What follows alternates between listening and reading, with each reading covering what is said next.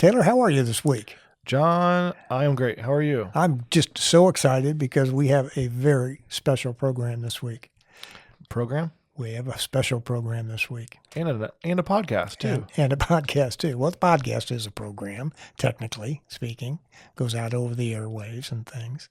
But in any event, do you want to go ahead and introduce our very first guest? Our very first guest, if you listened last week, you know it, is the one and only Dennis Paul Lowe.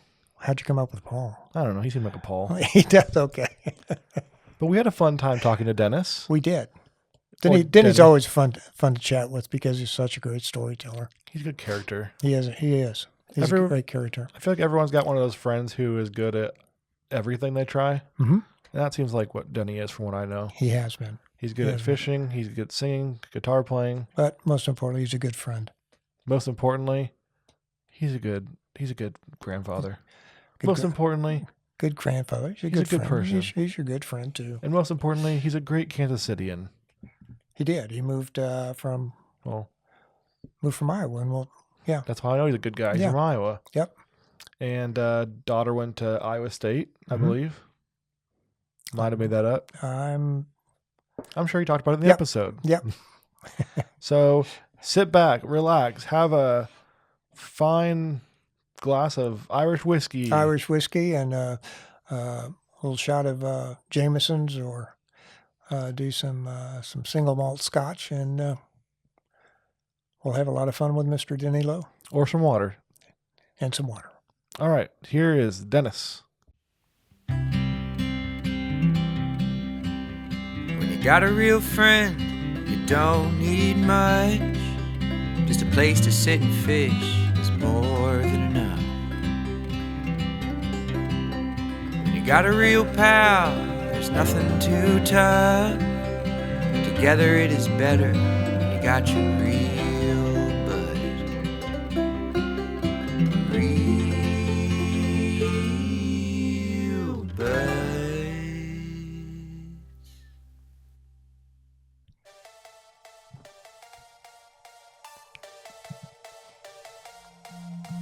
A titan among men, a legend in his own right, and a name that strikes fear into the hearts of fish everywhere. Hailing from Cedar Rapids, Iowa, he embarked on his journey through the halls of LaSalle High School, sharpening his skills and preparing for greatness. Even the stiffest nun's yardstick could not cause him to waver from his Catholic faith. His quest for knowledge led him to Regis University, where he honed not only his mind, but his unparalleled abilities. Tens of thwarted attempts by Bill Murray to be his friend had this title holder feeling like he was living out Groundhog's Day. Residing in the vibrant land of Kansas City, he's a man whose Irish heritage permeates him with the spirit of a relentless determination and a heart of gold. Known far and wide, he is the undisputed master of the fly rod, the self-proclaimed world's greatest fly fisherman, and a so-so friend. Women and grandchildren love him, fish fear him, trout seek refuge from him, and pray to be spared from his artistically masterful yet deadly hand-tied flies. Tree limbs wince at even the thought of his backcast. Simply calling him a man, a myth, and a legend would be a slap in the face to his lifetime achievements and the aura he exudes of sheer excellence. The American dream wants to be him when it grows up. He does not dread having to travel on Troost Avenue. Troost Avenue dreads him. He is a modern-day gladiator, a warrior, a reputation that is synonymous with the word winner, a name that makes the earth tremor beneath his very soil he stands upon. A face that would make your Mima's neighbor's granddaughter's mailman's ex-wife blush. He does not seek a pot of gold, he is the pot of gold. He is a one-time cucumber champion, a 7-time fell asleep first in the fly fishing trip champion, and the reigning fishing trip toilet clogging champion of the world, Dennis the Menace Lowe. Welcome, Denny. Holy moly me. An introduction no man can live up to.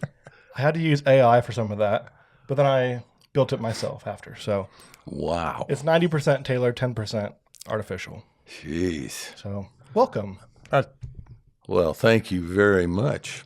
The only thing I would correct on that is Sister Mary Georgina could have changed anything in a student if she'd have wanted to. I think one of your comments was even the nuns couldn't break him or something like that, but she broke me like a I won't even go into it. But Well, I had to stalk you to see where you went to high school and all the extra details. So you mean that stuff's available? it was on the dark web, but yeah, we got some good stuff. You crashed my doctor's office or He only gave me some info, my but dentist? well, welcome. And I guess to start off, you mentioned the Cheerios. When we first reached out to you, you said you had some demands for me. You said, "Sounds great. Although I have little, if nothing, to contribute to your podcast, it would be fun to get together. My green room requirements are fairly simple: Cheerios, 2% milk, sugar, blue-only M&Ms, Oreos, and a private bathroom." So, John, would you like to present the green room? It's the Green Room Awards. I got to finish these before I go home too. Dennis Lowe. M&M's. Blue only. Blue This only. is what you meant by grab a bite. Oreos.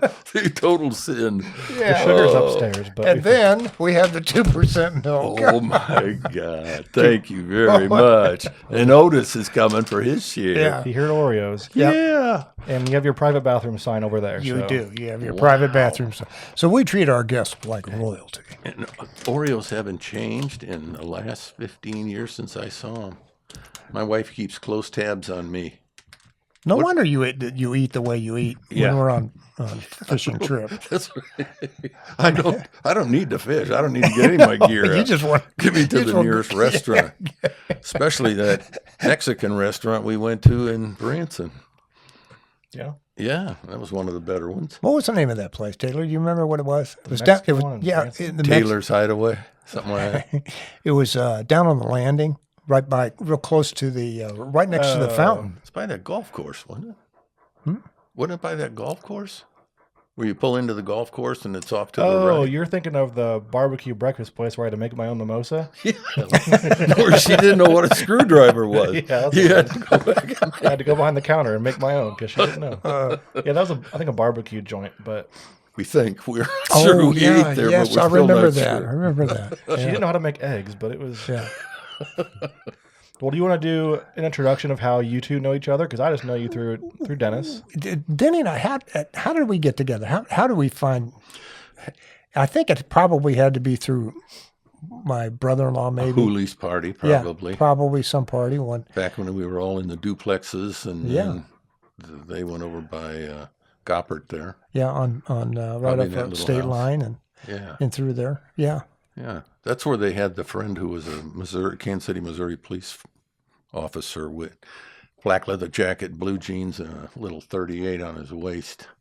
So I followed him around for about an hour, keeping an eye on him, and then told Janet she may want to call the police. This guy's got a gun over here. So, Oh, I remember who that was. I can't remember his name, but I remember you talking well, about him. I was at the top of my game on that. You were. You still are, Danny. I still, You pointed out a number of things on the way out here tonight. yeah. So nothing seems to have changed. I even pulled over for the police one time coming home from a party with Gene to tell them that some kids had lit a fire on top of the memorial, the war memorial. Kept World War One. Yeah, she kept saying, "Don't, you've been drinking. Don't." So you did anyway. Well, I had to. It was Well, my civic duty. Civic duty to report a fire. He just looked in the window and said, "Sir, have you been drinking?" I said, "Well, of course." And we just been over. He said, "Man, why don't you come over behind the wheel?" I did save the memorial, though. Pardon, so you did save the Yes. memorial. Yes, I did. Good. I did. Good. How'd they get the water up there? I'm not sure. I think the kids had it with them. I don't know. Those little brats, little teenagers. But I think we met at a Hooley party, probably. I think we did. I think it was probably through the relatives. Weekend parties. And that had to have been, what, 40 years ago, 30 years ago? Something like that. Because Yeah. we started talking about fishing, and then the next thing you know, we're down at the Brass Lantern. Oh, God, yes. Remember that? We went- yes. Yes. I don't know how that happened, but we just decided, like, hey, let's go fishing. Yes. That's the time you told me when I said, "My God, it's a walleye." And you said, no, it isn't. It's a bass. So I put my thumb in its mouth, and indeed it was a walleye. Blood squirted all over my hand.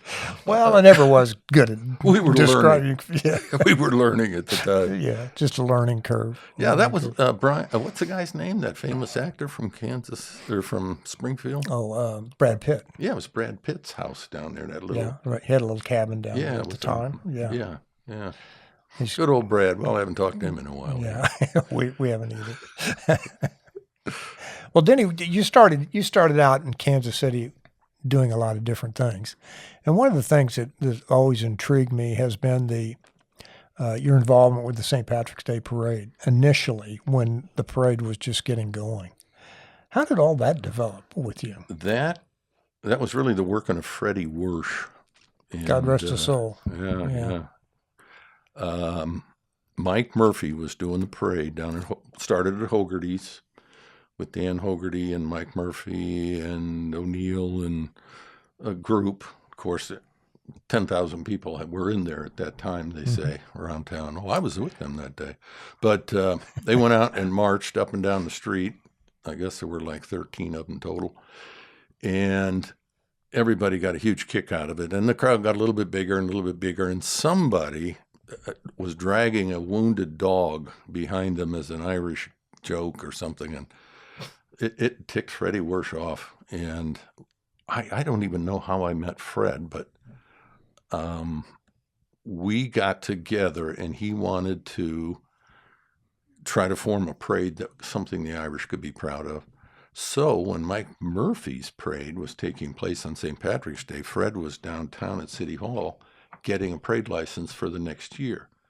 You were not allowed to take it out, some time limit, and that was the first day it was eligible, was 1 year from the day. So he went down and got the parade license and didn't tell Mike Murphy anything. And got a group of us together, his brother Tommy and me and, oh gosh, well, anyway, it'd take me a while to think of everybody that was involved in that. But we started the parade, and Fred was a very devout Catholic right up to his death. And I was a barely hanging on Catholic, I guess you'd call it. But he wanted to do anything we could do, so all the parishes got together and we're going to bring out kids for the parade. And sure enough, it took off and became successful. And we were over at his cousin, Ned O'Connor's house, and planning the next year. And I made some comment about, boy, I'd love to get a band. You know, we could rent a place and have a concert of Irish music. So Fred came out a couple of weeks later and gave me a note. I think it was called Cardinal Booking Service in New York. And sure enough, he got permission from Cardinal to contact Tommy Makem and Liam Clancy. And we booked them into the Uptown Theater with no deposit, no nothing, and nothing to pay the Uptown Theater with either. And it was all through the Ancient Order of Hibernians. And they were fronting us the money. And we got Makem and Clancy. And Fred, for anybody who knew Fred, he knew he always drove a new black Cadillac around town. And we went to pick them up at the airport, and there were 7 of them. And they all had musical instruments, so we just crammed everything we in the had car. to call. We had to call his brother to come up with his car, and that pissed him off a little bit. And then we went by the Holiday Inn where they were going to be staying that we had booked, and it's appearing in our lounge. Makem and Clancy. Oh no! Tommy Makem looked over. That's not going to happen, boys. Fred said, well, I'll talk to the manager. I never gave him permission to put that up there. But, I mean, everything we did was 100% amateur. And, oh, my God, how it ever came off is amazing. It just, Fred knew every Irish family, I think, in Kansas City, and he just kept asking for more, and then he'd send me out when I could, and I'd go to businesses and ask for money, and it just all came together. And he had I won't mention the Kansas City football player's name. Fred actually played for the Chiefs on a strike year when they were recruiting football players, and he got to play on the Chiefs team before all of them came back from the strike. And Jack Soden, I don't know if you knew Jack or not. I did know Jack. He yeah. went to Regis, the same college I went to. And Jack had put on a festival called the Possum Trot down in the River Key. Went on, I guess, for several years. And he had a beer license. And we were told you couldn't have a beer license. It's impossible. And Fred came up with this letter from this very famous all-pro football player in Kansas City to Jack saying, no problem, we'll get you the beer. You don't have to pay for it. So we go, Fred and I, to meet this guy, this chief player. And he had a small office, and we were both back to the wall. And Fred started to negotiate with the guy and said, well, we'd like to, if you could, please give us the beer like you gave Jack Soden at the Possum Trot. This guy jumped up and screamed, somebody's calling somebody a liar. And I really thought we were going to die. I got home, had a crick in my neck from looking up so fast. But they ended up giving us a beer. So we ended up having beer at the parade. We were told Mayor Wheeler was mayor of Kansas City at that time, and it would never have happened without his participation. He got us just about everything we needed, from permits to clean up permits and all that stuff. And then we got a call. It was within days of the parade. And Tommy Wersch was, this is how old it was. He had two telephones together, one with Mayor Wheeler and one of his. And Freddie was on the upstairs line, and they were going to have this multi-telephone conversation. Well, obviously it didn't work, but the mayor said, you've got some problems. J.C. Nichols Company says there's not going to be a parade this year.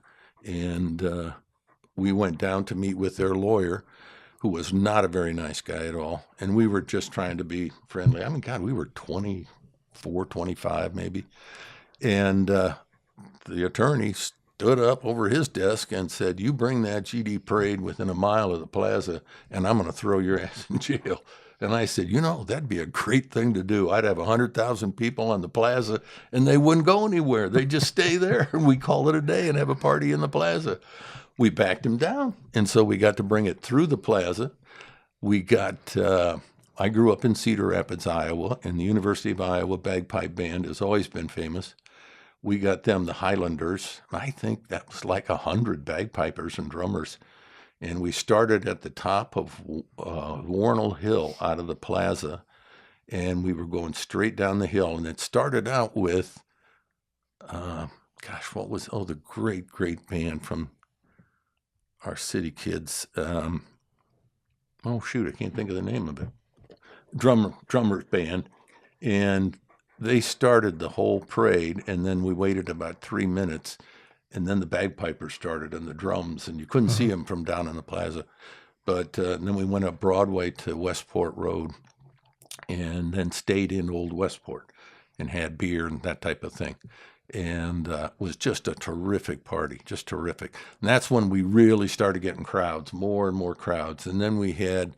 the next year, we'd think of another band we wanted. Somebody wanted Dennis Day. Do you remember Dennis? Oh, sure. Dennis Day. We got Dennis Day.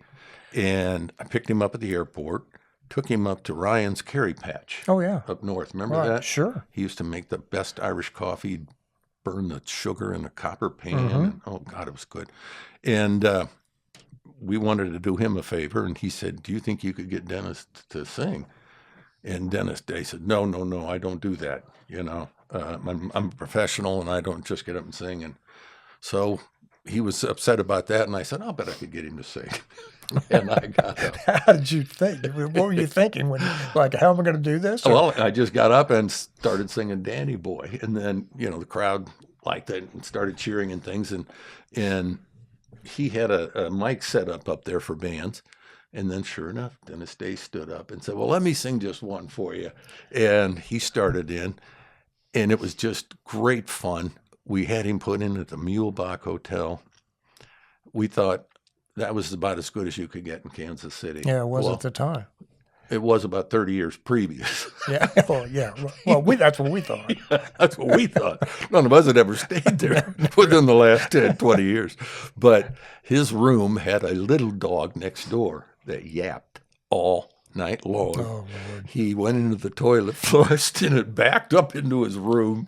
And he, of course, is on the phone with Fred at 1 o'clock in the morning screaming bloody murder. And just stuff like that. We'd say, oh, well, God, we tried, Dennis. It's not our fault. And, geez, try to be nice to us. Get mad. Here's your $100. We had virtually. And then we had complete dumb routine. Just dumb. Yes. And then we started the Hibernian Luncheon, the annual Ancient Order of Hibernian Luncheon. And Tommy Shine was the president back then. And on his way into the luncheon, looked over at me very quietly and said, you better pretty well have the goddamn money to pay for this lunch. And I said, oh, don't worry, Tom. We're ready to go. We didn't have a dime. So we had a lawyer whose name I won't mention. He was disbarred about 3 years after the first parade. I don't know what he had done. I don't think it had anything to do with the parade. But it just built. And then other families started to take it. And I just had children then, and I had a family, and I just couldn't dedicate the time. But we were working, a good 20 hours a week for a year prior to when we first got going on it. Mike Murphy promised he was going to get us, absolutely hated us. Fred did his thing with him and got him on our side. And so we were on the Mike Murphy show regularly, announcing new things that were going to happen. So the city started to build behind it. And Mike Murphy became a great comrade with the whole thing. And we got Frank Patterson, who was, I don't know, he's a multi-award-winning tenor from Ireland who's now passed away, but brought his little 6-year-old boy with him who wanted to see Oz, and he had a little violin under his arm. He also played the violin, and I took him up to the hill looking over Kansas City, Kansas, and oh my God, I told him, well, there it is, there's Oz. And he was frozen, Oh, wow. He believed, I'm sure to this day, he's wondering who's that idiot that showed me that town, told me it was Oz. But can't remember the name of the city. Yeah. We had so much fun. And then Macomb and Clancy came back again, and they were just phenomenal. Was that a success, that huge. That night? The Huge. first night? The first night, it wasn't. And I'm sure everybody's either passed away or retired, but there were some problems with various, and I was told when I moved to this city by my father-in-law, Jody Corsi, he said, don't get involved with the Kansas City, Kansas Hibernians. He said, they're a different group from the Kansas City Hibernians. I said, oh no, we're all brothers, It's a great brotherhood, Joe. And 20-year-old thinking. I found out he knew what he was talking about. And I was threatened. My life was threatened. And that's when I said, enough's enough. I'm going to go home and close it up. But Freddie and the guys took off with it still. And we had one of our concerts over in Memorial Hall in Kansas City, Kansas. Kansas City, Kansas. Saturday night concert. Police officers showed up, all the gold and everything, and so pleased. And I'm saying, oh, how nice of you to drop in. We're so excited to be here and all and all. And he goes, well, you better come up to $500. And Fred says, yeah, he needs $500. And I said, well, we don't have $500. He said, well, you better get it. You're not going to have a concert. So there we were up against the wall. And again, Fred called somebody. They brought in the $500 cash, and we paid the guy, and then we got to have our concert. And he said it was for security. And I said, but we have security. All the guys from the Hibernians are going to act as security. And it's security. I was so naive and dumb, but it was that got us going. And then I bowed out, and it just grew and grew and grew. And then Fred bowed out, and we had Jim Glenn. He bowed out, and I found out 10 years after I quit that my name was on everything. And the guy that called me, thankfully, was a Hibernian, also a lawyer. And he said, you're liable for everything that goes wrong. I said, what? Oh, no, we didn't think about that. We didn't care about that stuff at that age. We didn't have anything they could take from us. So we just went about life. And that was it. And, of course, the rest is history. But, God, we had fun. I mean, it was just a blast. be over at Tommy Wersch's house, and then Freddie Wersch's apartment, and over to Ned O'Connor's, and he was an undercover cop at the time, and I didn't know that, and he had 2 other undercover cops show up during one of our meetings, and I'm looking at these 2 guys. They were all very hippie-ish, you know what I mean? Oh, they looked terrible. I just thought, good God, who are these guys? I better let Ned know. These aren't nice guys. But that's about it for my involvement with it. And then, of course, now Browns, and gosh, the whole city's behind it now. Oh, yeah. Going like crazy. Isn't this like, I think it's the 3rd largest parade in the country now. Yeah, we used to. 3rd or 4th or something like that. We used to fight with Chicago all the time. And then one year they got a blizzard or something. So we rubbed it in. We beat you. We had more Yeah, people. we beat you this year. Isn't it Boston? Is it Boston up there? I'm Taylor, by the way. I've Hi, Taylor. been sitting over here. Yeah, would you mind being quiet over here? We're talking. I had to Google Hibernian. I didn't know what that was. Seriously. Are you serious? I didn't know that. I still don't know. I just said it was a soccer team, but No, it used to be the ancient name for Ireland was Hibernia. oh, And the Ancient Order of Hibernians was your founded time? John's time, about John's John's time. time, yeah. They had just changed. John still got a JT. T-shirt says Hibernia on it, but Ancient. ancient Hibernia. The Ancient Order of Hibernians were founded as a way of protecting the Catholic priests from being killed. They were open game for the British, or King Henry VIII and the English Church of England, and the Hibernians were formed to protect the priests and use hideouts and that type of thing. And it's Catholic men's organization. And I haven't been a participant for a long, long time. But A Shriner for Catholics. yeah, it's a good analogy, I guess. Without the clown suits and without the little mopeds or scooters. They drive hearses, the Hibernians. It's kind of the Catholic funeral, the Irish funeral gig. But Yeah, I added here. Ooh, there. Okay. Add some sound effects so you Okay. cool. can. I can take your snacks so that they're not in all these shots. I can. Well, Would you like to take them? Would you like for me to put them down? put your life in Put your them own down. I just hands. didn't know if Otis would keep Okay. going Yeah, over there. Otis would- Just pass them on to Mr. Taylor, would you? You'll never. Actually, do you want to put them over there? Okay. Because if he comes this way, he might knock over the light again. Who, me or Otis? Otis. Oh, okay. So I was going to say, if I come that way, brother, you better be ducking. I know that's right. You'd have to take the milk too. Oh, my wife is going to be so excited. Yeah, I bet she I'm going will to be be. back on the Cheerios. Gene, really, we didn't. You know, we just had. He was on as a rider. It was a demand. Yeah, It was in the contract, so. I couldn't find blue M&Ms for the longest time. I thought about getting a few packs and just hand picking them because that's what I would do for you. So I appreciate it, Taylor, very much. It's kind of a select group of stars and famous people that eat only blues, so they're hard to find. We know where they're at all times, but sometimes I have to ship some bags off to various concert promoters. can we hear about how you know Bill Murray, since that was part of your intro? I have been insulted by people so many times. You go, you don't know Bill Murray. I went to college with Bill Murray. Yeah, I went in 1969. He was a year ahead of me. And I knew him through Regis. We were only 1,500 students on campus. And he was from Chicago. And there was a very tight Chicago group of boys. It was an all-men's college up until the year before we got there. And they These all started. Hibernians. No Hibernians at that time. They weren't old enough to join the official Hibernians at age 21 after graduation. But yeah, I knew Bill there, and he took out one of my sisters. I had a sister that was a few years older than me and just a real beautiful girl.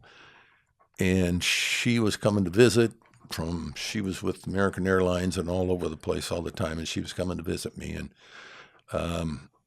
I had a deal. I had to work at the bar, and I told her I'd get her a date if she didn't mind going out with somebody. So she said fine, and I got Bill to go. And she came back like at 3 a.m, and I was like a father pacing the floor, wondering what he'd done to my sister. She just said, I just met the funniest man I've ever met in my life. And then he left Regis the year after that. So I still have friends that see him regularly, and they're from here, actually, in Kansas City. And he was going to all of the class reunions for their class. And I haven't gone to any of those, but I can't call him a friend. I don't know if he'd even remember me from college. But Well, we'll cut that part out for the podcast because we want it to seem exclusive. So I can call him. And, yeah, he's not using your phone, right? sure, yeah. Was if he- I learn how to use it, I know there's a lot of things in Call that him. phone. that'll work. Caller. Well, John can call Brad Pitt, and you can Okay. call Bill Murray, Yeah, and I'll call. Yeah. I'll figure out someone to call. tell him we'll meet him at Kelly's. Willie Nelson. Yeah.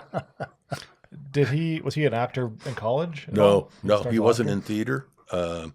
He wasn't a friend of mine saw him at a golf tournament and said, Bill, I knew you at Regis. And he turned around and said, oh, yeah, Tom, you didn't study either.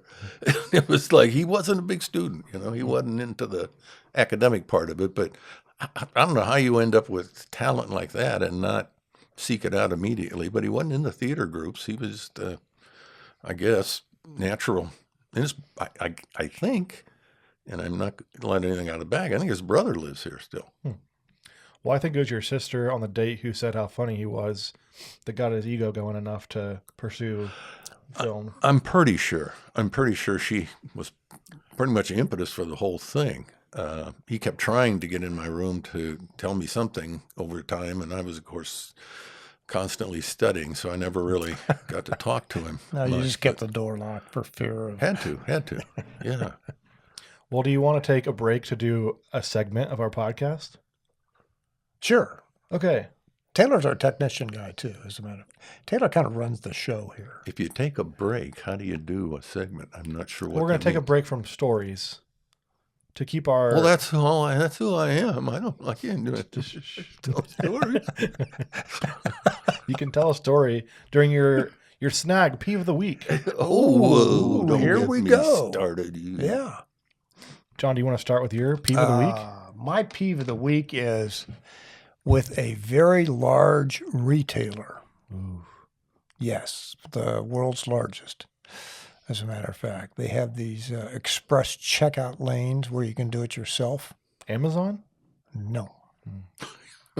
But you go up to the line and you're like 67th in line, waiting. And then finally you get up there and you start scanning your own product or scanning the Walmart product, which the pricing is generally never correct.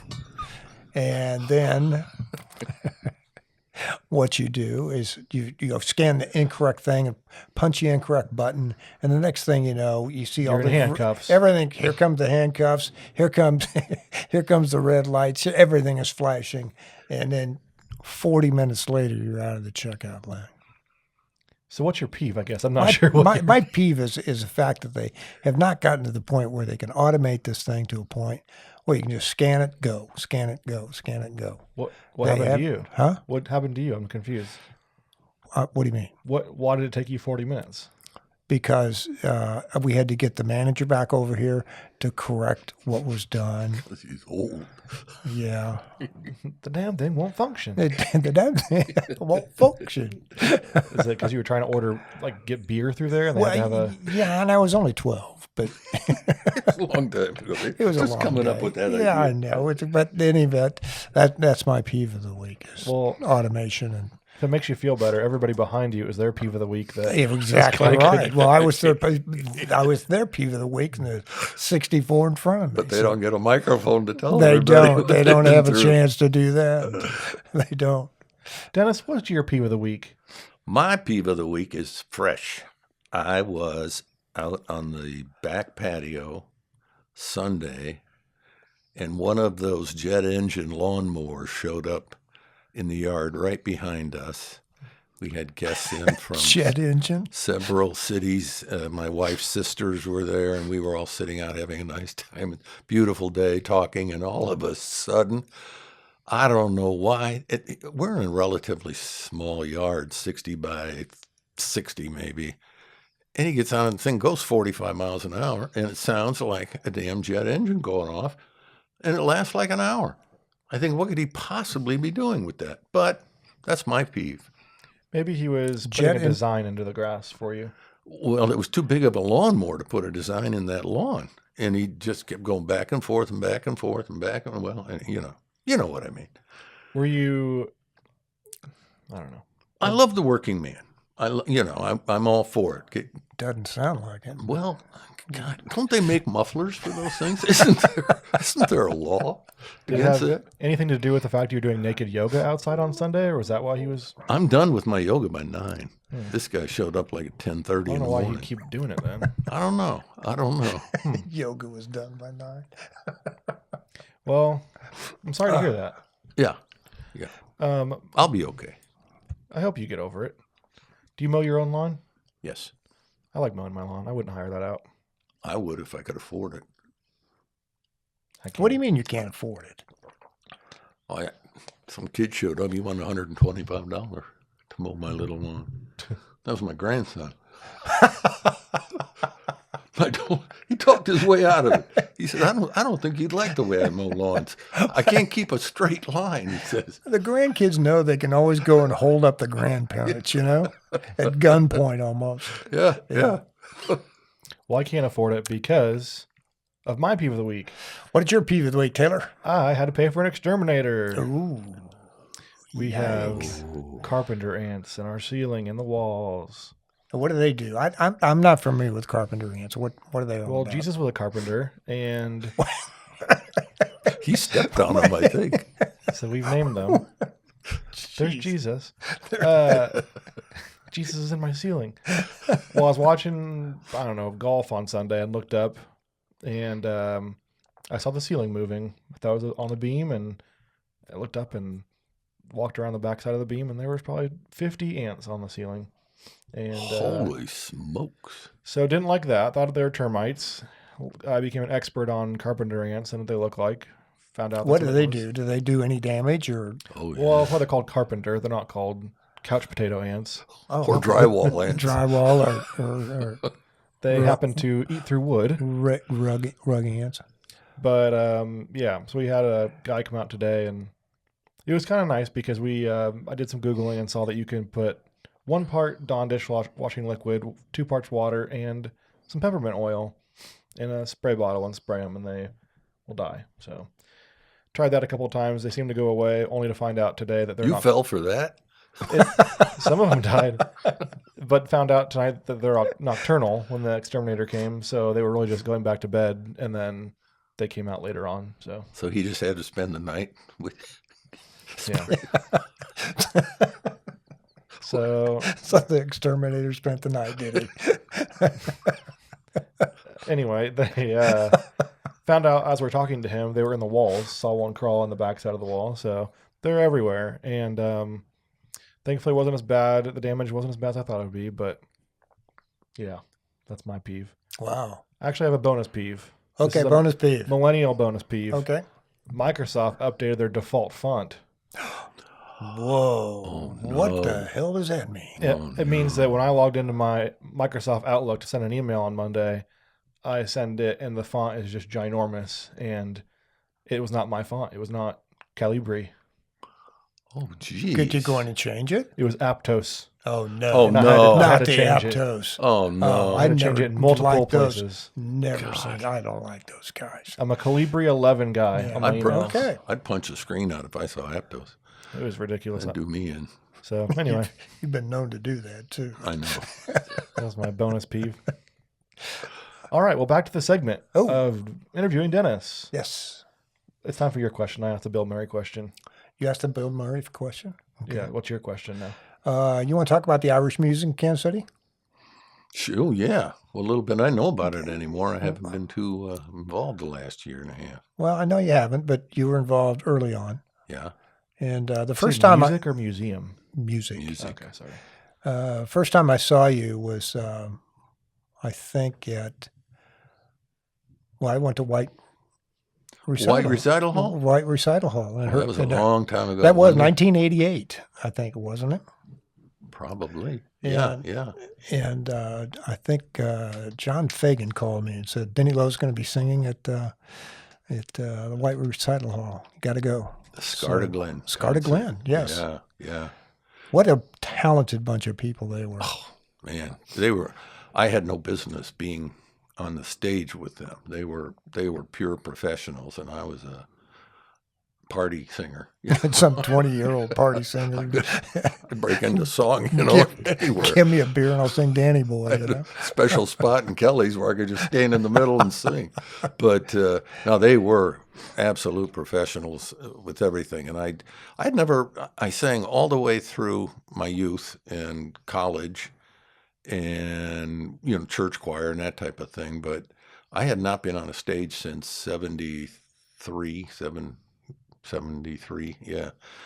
And, oh man, it's so, and Mike Duggar was the guitar player, one of the guitar players for Scarta Glen. And he just looked at me afterwards and said, it's transcending, isn't it? And it really is. When you get to be with a group like that is so professional and so polished, and it just lifts you off the seat. But I started doing that, and then I got to do a few more concerts with them. They did one in Atchison, which was the Sisters of Charity of Leavenworth. And I had spent a couple of years at St. Vincent's Home for Boys in Denver as a student in college, but I lived there and coached a boxing team and a soccer team and worked with the kids. And my degree was in sociology and psychology. So I was up there on the stage, and I just happened to say the best 2 years of my life were spent at St. Vincent's Home for Boys and Sister Daniel in Denver. Well, all the nuns thought I was one of the orphans who had graduated and made good, So I got this roaring standing ovation. And Scarta Glen's going, what the hell is that all about? A bunch of nuns doing down here. Yeah, and then, as usual, I'm sitting back there, and I only got to do a few songs with them per concert, and that gave me a lot of time to drink. So I'd sit back, half a bottle of Irish whiskey, and then by the time I got out there, God only knows what I was going to say. Oh. But yeah, I did that with them for, I guess 3 or 4 years maybe, and then I didn't do anything. I got in with another band, a folk singing band, and called Cabin Fever. And some of those guys were absolute top-notch musicians. And I got to be the singer, and we stayed together for, almost 15 years, something like that. And we were doing one of those spirit festivals downtown. Remember the Stuart, yeah. And the guy in the back, the sound man, is waving his arms and cutting his throat, with these hand motions. And I didn't know what he was talking. I didn't know what he was wanting. And so we went right on till our break. And he came running up on stage and was doing a bunch of stuff with the wires and the speakers and things. And he looks up at Will Cleaver, who was another singer and guitar player. And he says, "Sir, are you wearing a hearing aid?" He said, "Yes, sir, I'm wearing 2 of them." And the guy went ballistic. "Turn off your GD." And the mandolin player says, "Can I keep mine on?" He says, "No, everybody." Just interference. It's interference. About time this old band broke up. But we were all in our 60s at least by then. I was the youngest by about 10 years. And God, we got to do some wonderful things at Music in the Flint Hills. Mm-hmm. Yeah. The symphony plays out there every year. And then we got to do the backup party up in the Flint Hills doing that. And all over the place. And then I started wanting to learn to play guitar. And I'm still not a good guitar player by any means, barely a guitar player. But stuff I was doing, I couldn't do with Cabin Fever because none of them knew the Irish music. And I had a friend at St. Peter's, Pat Hughes, who's now deceased, God rest his soul. But Pat was a Irish music fanatic. He and I sat down once a week, and he would take me over all these Irish songs one at a time and teach me. And Pat's comments to me were, all I would say was, "Sing louder than you play." How was that? Does that help? In other words, get off the damn guitar. And sing. You're no good at that. So I took that to heart and kept at it and kept at it and kept at it till I could. And you and Dennis Duppy hooked me up at Walsh's. And the only thing I was doing prior to that was weddings and funerals, you know, the old Catholic Irish. Well, you did my daughter's. Yeah. And by that time, I never really, when I look at it, never really did it because I could say, I can do this, watch this. I just love sharing those songs. Some of those songs are so beautiful. The lyrics. Your rendition of Firework by Katy Perry was very... Well, thank you. I enjoyed that one. Yeah, you could hear my choral background in that, I think, particularly from the high mass. It didn't seem to work well for St. Patrick's Day, but any other time I saw you Thank you, Taylor. It was great. Thank you very much. I appreciate that. And anyway, I loved sharing that music, and I'm done. When did you realize that you had a voice? Oh, I was singing solos in grade school choirs. And I was always a singer. The neighbors came out next door and 7:30 in the morning, something like that, said, "You can't sing until 8 o'clock in the morning." It's their peep of the week. Your peep of the week. Dennis loves singing. Yeah, I just sit out there on a wall and sing. I was always a singer. My dad was a singer, and was he a musician as well? No, he wanted to be, but he wasn't. He drank way too much. Yeah. And it's not like the best ones, though. Yeah. After they've learned to play the music, but getting there is the road. Hard road, yeah. But we had musicians at the house. I mean, you know, we had. I was telling somebody, a guy named Jerry Smith left this Gibson guitar at our house, and he said, "The country western singer Jerry Smith." I said, "Yeah, do you know?" Yeah, you know him. So no big deal. Apparently, he was a real musician. But I've always been singing, and then in high school, I actually got to do a light opera. And we had Christian brothers in the high school, and Brother Hillary said, "I want you to sing this solo." And oh man, I didn't know what it was, but anyway, I did it and did real well. I still got the record at home. They made a record. And, oh, did they? Yeah. That's fantastic. So I've got that's the earliest of any recording. But then that concert at White Recital Hall. And my friend in Denver called and said, "I just heard you on public radio." And I said, "No kidding." Really? How did that come about? I can't think of the guy's name that did the recording of that, but he was a radio announcer for NPR, and they put it out. There was ballads, barbs, and bagpipes. Was it John Brown who had that I can't NPR remember. show early? Oh gosh, real. I don't know, 30 years ago, maybe or more, but he played with Scarta Glenn occasionally, Okay. Bowron and guitar, I think, or banjo, and he got it onto the NPR national radio thing, and my friends around the country got to hear me, and I was really excited. Wow, that's Just such a thrilled. thrill. Yeah, I didn't get to hear really it is. myself, but Yeah, that's okay. yeah. That's all right. Yeah, and then I actually went in and made a tape, or not a tape, geez, how old am I? Yeah. A CD, a recording, because I wanted to start doing gigs by myself.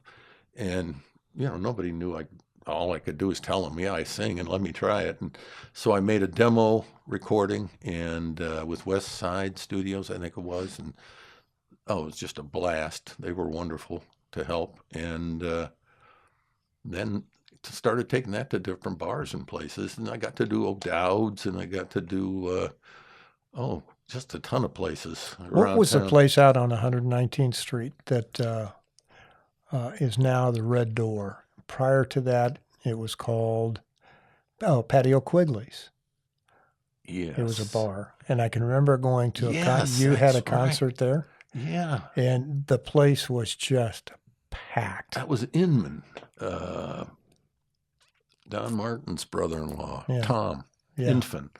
Tom Infant, he owned that. And You were playing out there. and I right? asked him if I Yeah. could try it, and he said, "Give it a try. If you want to do one song, do it, and Sure. get off, or want to play three, do it." And then I got to go back occasionally do it with them, and Yeah, I made a list of all the Irish owners and all the Irish places I knew of in town, and then some I'd never been to, and just went from door to door with my CD and asked them if I could play. So, it's to most people it's not a big deal, but hell, I could, they'll pay you like $150 to play, and then get $100 in tips, and That's that'd be not a like bad night. 5 hours of work Sure. that I love doing, and so. I would like to have quit and just gone on the road and done that, but I had 3 kids and a wife. Sure. It It was generally puts a damper on things or yeah, changes your outlook. big at least. damper, and she calls me on stage. What time are you coming home? I'm don't- getting an encore. Hang on. Don't drink too much tonight. Yeah. Yeah. But you get encounters with people like you would never imagine in a million years. I can only imagine. How many How many times people came into O'Dowd's, and one lady said, oh God, who is it? The famous old guitar player. Geez, I'm There's sorry. a number of them. Yeah. Think of one of them. And she came in and said, can't you play any of him? And I said, lady, I got an acoustic guitar and I'm up here by myself. Even if I could play any of his stuff, Yeah. I don't think it's going to sound very good. She said, I'll just give you $100 to play for another half hour. I said, oh, no, the union doesn't let me do that kind of thing. I got to go home. I didn't want to say I got to The be to union? work at 7 o'clock. So I had to come up with some That's excuse. the real job. Yeah, I just didn't want to say, go to hell, I'm leaving, But, so I told The her, union. union won't allow it. I got to get out of here right now. So, yeah, and Harry's Country Club. Harry let me play Oh, down yeah. there in the summers on Wednesday nights for a while outside. Oh, my God, it was wonderful. I just absolutely loved that. And then I did a lot of Western and a lot of American folk and a lot of Irish stuff, too. But that was probably my favorite. And then Walsh's. Mm-hmm. So, We've got some more questions for you, but we're making another episode out of this. Oh. And we only have a little bit left on the memory card, so we're going to have to save some questions for next week. Is that all right? I think so, yeah. All right. Well, we'll just make it that way. Yeah. Does it really have to be next week, or can we just say it's next We're week? saying it's next week. Shh, shh, shh. We're a week ahead. So. All right. Well, we'll see you next week for episode 35. Thanks for coming on, Danny. Thank you, Taylor, It's very always a much. pleasure. Thank you, John. Always a pleasure, my friend. You, but